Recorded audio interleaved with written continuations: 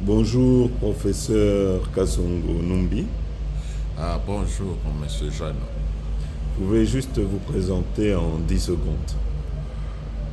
Moi, en fait, je m'appelle Kasongo, je suis professeur de sciences de l'eau à l'université de Kinshasa. Voilà. Vous avez vu, la ville a un problème. Aujourd'hui, ce n'est pas seulement propre à la RDC, c'est un peu mondial. Il commence à y avoir des inondations un peu partout dans le monde. Alors, qu'est-ce qu'on peut dire? Comment est-ce qu'ont été construites nos caniveaux et est-ce qu'ils sont adaptés à l'heure actuelle? Oui, vous avez donné deux choses différentes qu'il faudra éclaircir aux yeux de nos écouteurs. C'est que vous avez parlé de changement climatique. Ça va créer certainement des inondations, quelles que soient les dimensions des ouvrages. Parce que c'est le changement climatique que nous étudions aussi. Nous avons des données qui montrent que dans la région du Katanga méridional et dans la région de Kinshasa méridional, Katanga méridional, les changements climatiques, on le remarque déjà depuis des années 80. Ici à Kinshasa, où nous avons commencé ces études, nous voyons une vraie grande différence à partir de 2005. Ça, c'est un autre problème dont on ne va pas parler aujourd'hui. Parlons de ouvrages eux-mêmes, qu'il y ait changement climatique ou qu'il n'y ait pas de changement climatique. Pourquoi ça déborde? C'est ça le problème. Il ne faut pas confondre le débordement qu'on a à Kinshasa à celui causé par le changement climatique.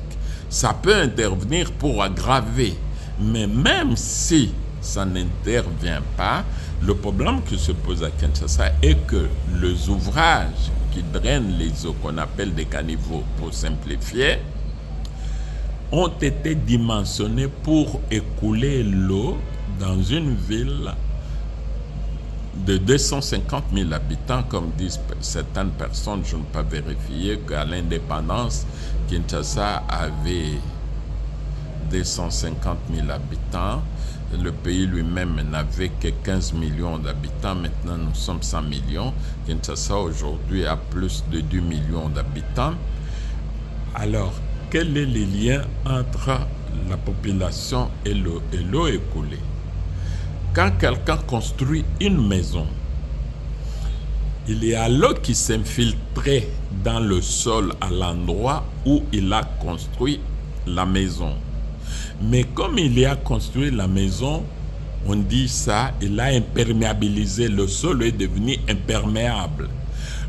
L'eau qui tombe à cet endroit-là ne va plus s'infiltrer, va ruisseler, va couler vers un caniveau. Le caniveau doit avoir des dimensions pour recevoir les eaux qui ruissellent suite à l'infiltration, à l'imperméabilisation des endroits où l'eau s'infiltrait. À l'époque, on avait dimensionné les caniveaux pour des constructions de 250 000 habitants et les routes, parce que quand vous tracez une route, vous le pavez, soit en béton, soit en asphalte, eh bien, vous avez empêché l'eau de s'infiltrer à cet endroit-là de la route. Elle va aller dans le caniveau. Quelqu'un qui a une parcelle qui l'a pas avec du béton empêche l'eau de s'infiltrer, l'eau va dans le caniveau. Mais quand lui met du béton dans sa parcelle pour imperméabiliser, il ne calcule pas quelle est la quantité d'eau de pluie qui l'empêche de s'infiltrer. Non. Il ne sait pas. Est-ce que le caniveau d'à côté qui va le recevoir avait été prévu pour recevoir cette quantité d'eau? Donc, je donne un exemple. Les eaux de la ville de Kinshasa, quand la pluie tombe, elles finissent dans le fleuve. C'est le plus grand collecteur. Même si ça tombe d'abord dans certains cours d'eau comme Makelele, Ndjili, ça va quand même finir dans le fleuve. Donc quand ça arrive, quand l'eau tombe dans la ville de Kinshasa, l'eau doit traverser les anciennes communes comme Lemba, Matete, Kasavubu, Kinshasa, toutes ces anciennes communes construites à l'époque coloniale. Le colon qui avait dimensionné les caniveaux, c'était pour la population et les constructions de cette époque-là.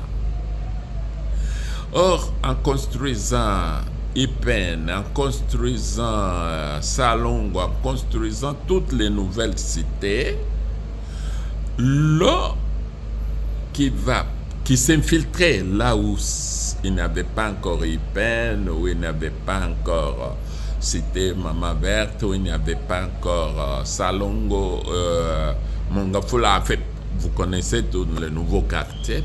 Ces eaux s'infiltraient là-bas parce qu'il n'y avait pas de surface imperméabilisée.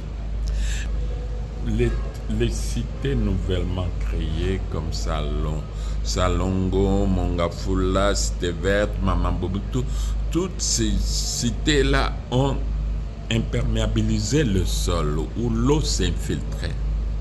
Maintenant, cette eau-là doit couler. Pour arriver jusqu'au fleuve, doit traverser les anciennes communes. Barumbu,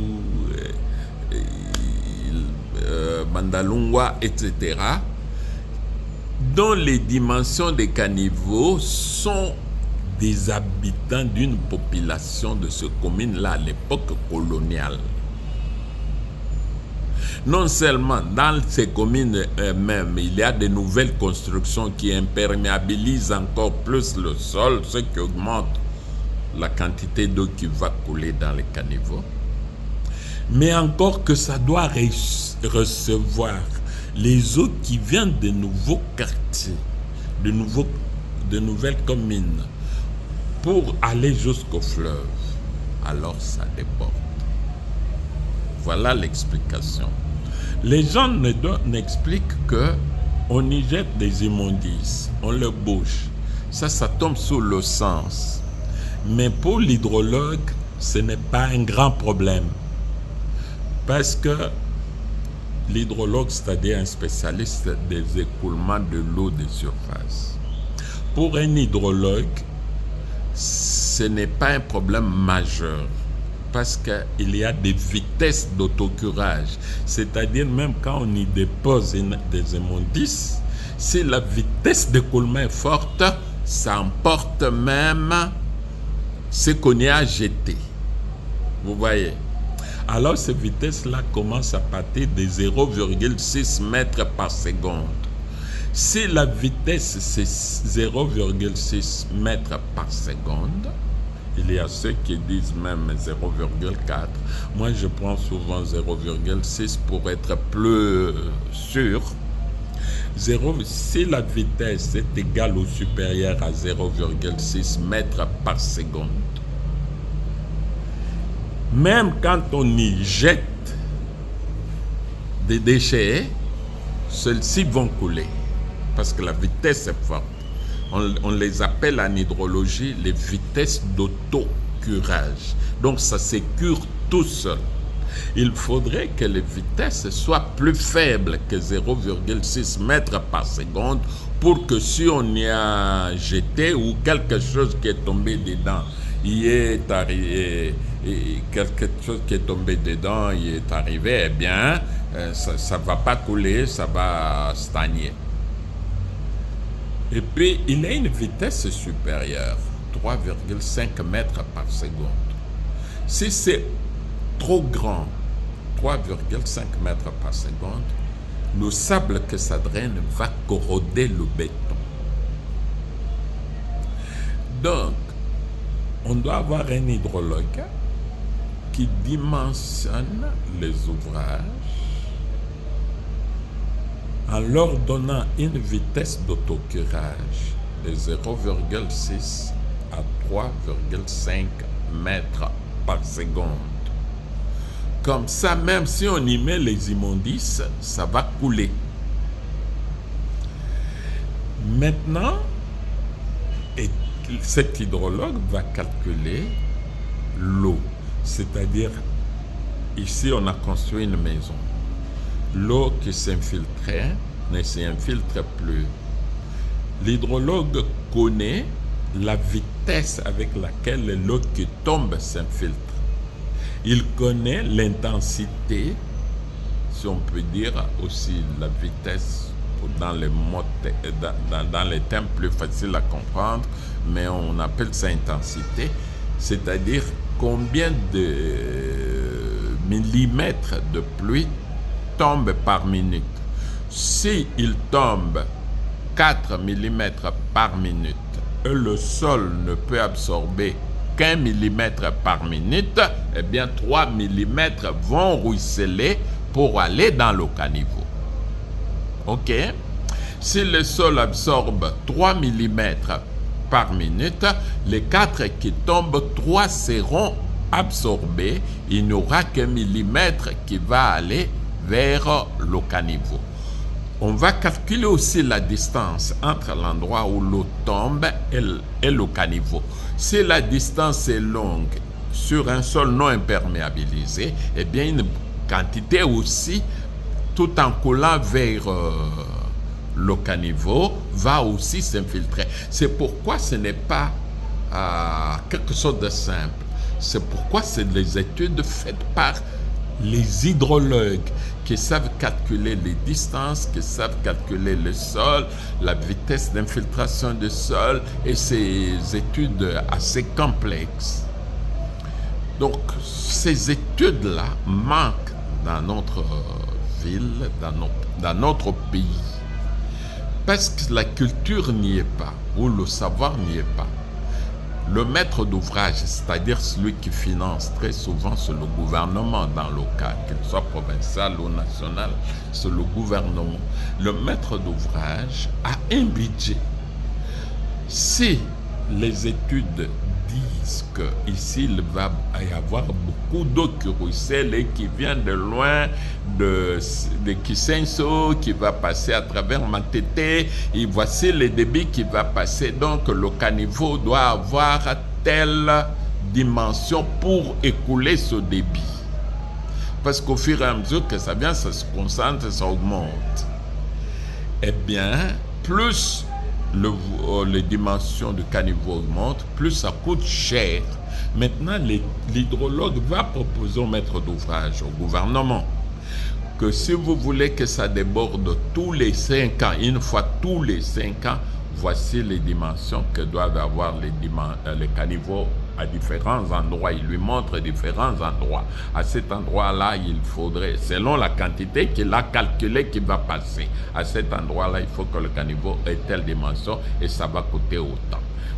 Si vous voulez que ça déborde tous les 10 ans, voilà les dimensions que doivent avoir les caniveaux, ou le caniveau qui passe là-bas doit avoir telle dimension et ça va coûter autant. Normalement, dans le monde, on construit pour que ça déborde une fois tous les 20 ans. C'est pourquoi vous voyez même dans les villes comme Paris, New York, Amsterdam, on vous montre le débordement. Oui, c'était calculé, sauf changement climatique. C'était calculé pour que ça déborde une fois tous les 20 ans ou tous les 10 ans. Maintenant, dans notre pays, particulièrement à Kinshasa, ça déborde pratiquement chaque pluie. Ceci montre, et c'est depuis des années, ceci montre que ce n'est pas normal. Les caniveaux sont sous-dimensionnés aujourd'hui, évidemment, parce que ce sont des caniveaux qui étaient construits pour 250 000 habitants, 500 000 habitants. Maintenant, on fait face à une population de 10 millions il y a même ceux qui parlent de près de 20 millions d'habitants. Évidemment, chacun imperméabilisant la surface où il habite, eh bien, le débit a augmenté. Maintenant, qu'est-ce qu'il faut faire? Il faut des études qui montrent soit que nous créons des égouts qui prennent les eaux des nouvelles sociétés et qui passent en dessous, qui les amènent directement dans le fleuve sans les déverser dans les caniveaux des anciennes communes qui étaient dimensionnés pour la population de cette époque-là. À ce moment-là, nous aurons deux réseaux. Un réseau qui collecte toutes les eaux des nouvelles cités et qui les amène directement au fleuve. Ou bien nous disons non, on va les déverser dans le caniveau des anciennes cités qui bordent le fleuve, quitte à augmenter leur dimension. Ça, c'est le maître d'ouvrage qui va le dire en fonction du coût.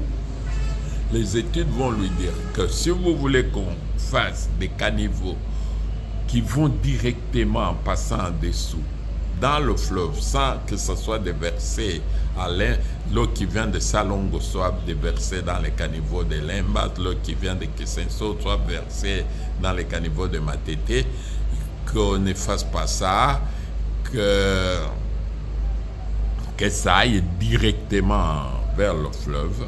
C'est le maître d'ouvrage parce qu'on va lui dire le coût et le temps que ça va prendre pour le faire. Malheureusement, ces études ne sont pas faites pour plusieurs raisons. D'abord, il y a des décideurs qui veulent bien faire. Il leur manque l'information ou il leur manque le moyen. Il y en a. Il y a d'autres aussi qui ne sont pas intéressés. Même quand vous pouvez lui parler de ça, et vous pouvez constater que vous l'ennuyez.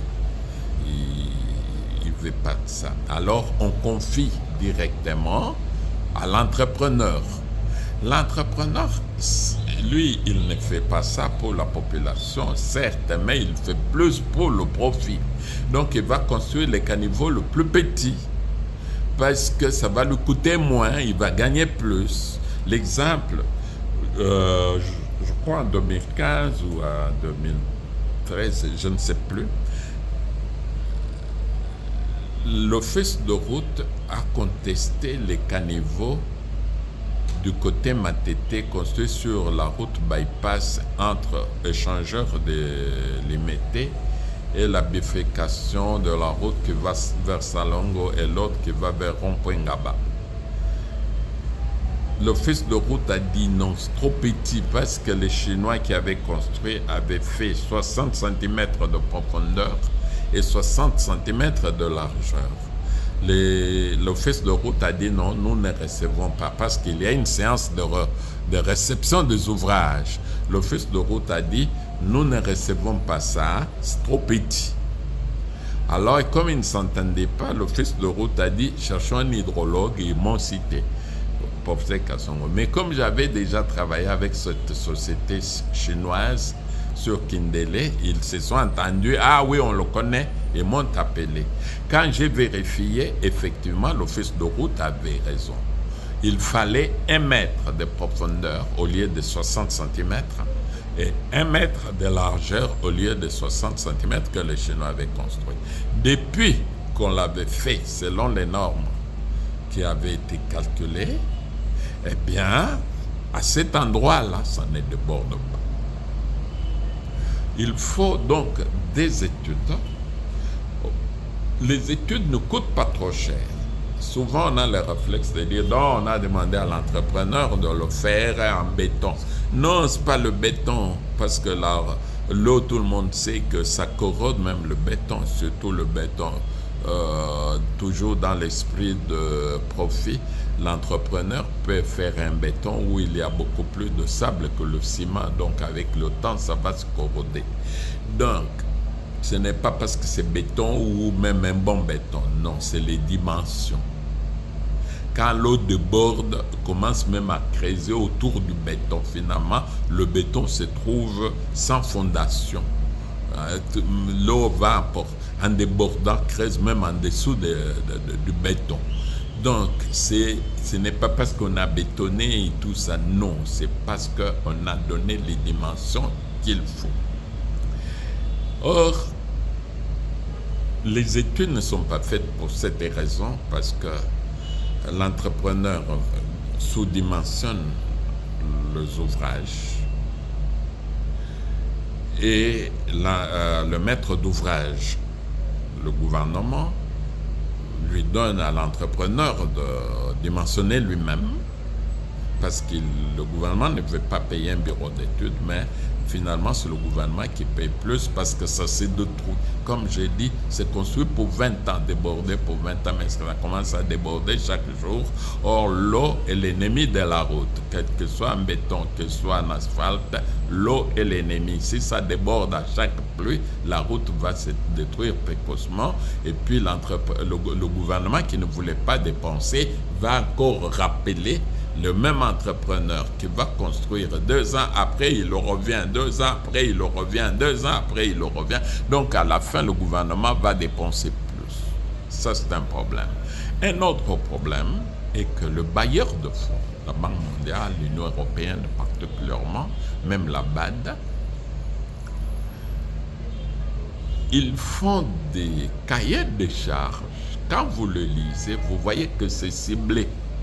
Que pour faire cette étude, il faut l'avoir fait au moins 3 fois dans les 10 dernières années et sous financement de la Banque mondiale.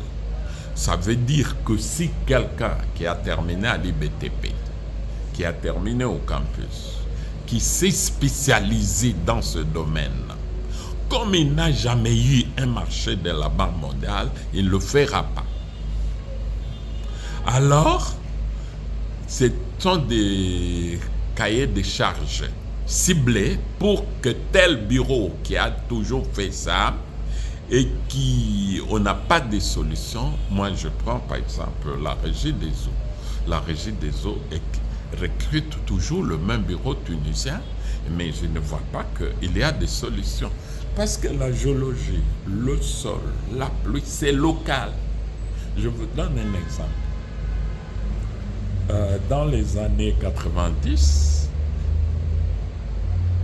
ou au début des années 2000, l'Union européenne avait fait un don de 20 pluviographes pour mesurer l'intensité avec laquelle la pluie tombe au bureau BAI.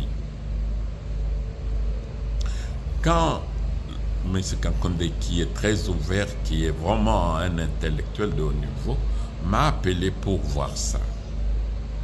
J'ai vu que les vitesses de compter le temps pour ces pluviographes-là, c'est pour le pluie de l'eau climat tempéré où il tombe de petites pluies pendant un jour. Ce n'est pas de pluie de chez nous qui tombe pendant 15 minutes, 20 minutes, une grande pluie et puis ça s'arrête. Donc, la pluie de chez nous va tomber pendant 15 minutes, que leur machine la tourne lentement, n'aura pas compté le temps. Alors j'ai écrit au fabricant en Allemagne. Il m'a dit non, vous ne pouvez pas régler ça, nous l'avons fait comme ça, c'est fait pour chez nous. Donc, et pour le pluie de chez nous. Donc c'est un don gaspillé. Tandis que si les hydrologues du pays étaient associés, ils allaient faire un cahier de charges pour dire que le pluviographe que vous allez nous envoyer, vu l'intensité de pluie chez nous et la durée du temps de chaque pluie, voici la vitesse avec laquelle ça doit tourner, c'est usiné déjà comme ça. Or, comme on appelle le bureau d'études étrangers, comme l'avait dit, et comme on appelle le bureau d'études étrangers, qui ne sont pas au courant de nos sols, de nos pluies, de nos roches, qui ne sont pas parce que c'est local.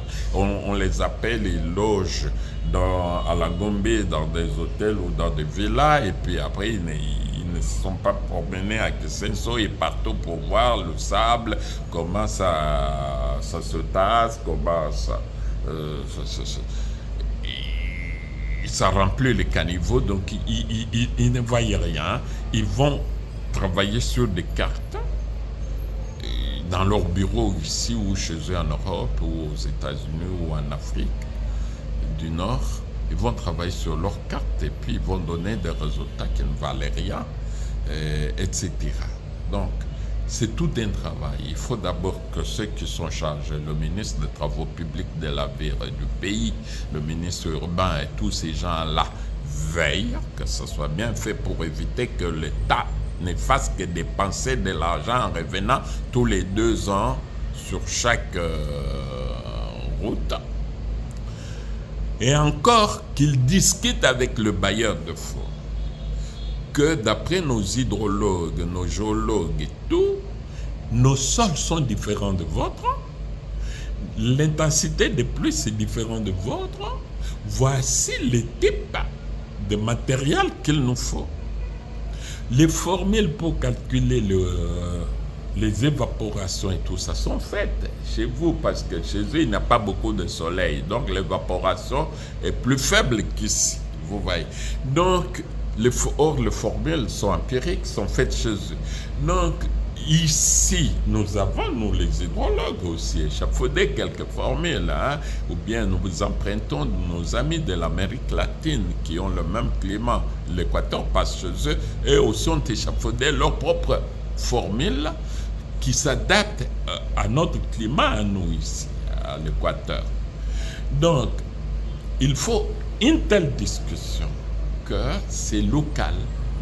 Il faudrait que nous, conformément d'abord à la loi sur la sous-traitance, qui veut qu'on associe les Congolais, que ce soit discuté. Mais quand vous arrivez, moi je ne soumissionne même plus, quand vous arrivez, on vous donne, voici ce qu'il faut, avoir fait ces études pendant 3 ans, et 3 fois pendant ces 10 dernières années, pendant et tout ça, et il faut les avoir fait, tout ça. Mais vous les faites depuis des années, quelle est la solution? Aucune. Parce que vous ne connaissez pas les conditions locales. Donc voilà ce que je peux dire. Maintenant, qu'est-ce qu'on peut faire? Maintenant, quand l'eau, on doit décider, est-ce que le caniveau collecteront de l'eau de nouvelles cités en passant en dessous jusqu'au fleuve, ou on va les mélanger aux eaux des anciennes communes où les caniveaux avaient été dimensionnés en fonction de la population de l'époque coloniale et les élargir. Ça, c'est le maître d'ouvrage qui aura l'argent qui va décider. Mais les études doivent être faites.